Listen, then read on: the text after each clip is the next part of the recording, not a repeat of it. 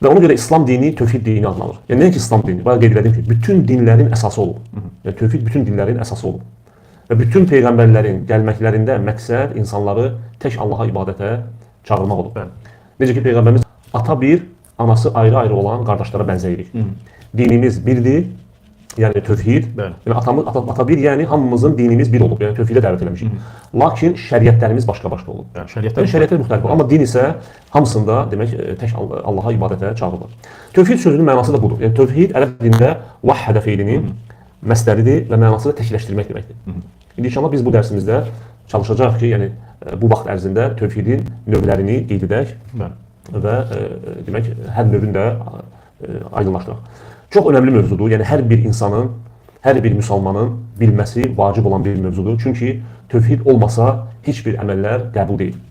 Yəni insanın əgər tövhidi bilməsə, yəni Allahı təkləşdirməyin nə olduğunu, necə olduğunu bilməsə, insanın digər əməllərinin heç bir faydası olmaz. Yəni insan tövhidi bilməsə şirkə düşəcək. Yəni keçən dərsimizdə şirkdən danışdıq və bildirdik ki, şirkdən çəkinməyin yollarından səbəblərindən biri nədir? Tövhid elmini öyrənmək. Yəni çox geniş mövzudur. Alimlər bu barədə kitablar yazmışlar. Həmçinin hədis alimləri öz kitablarında buna ayrıca başlıq ayırmışlar.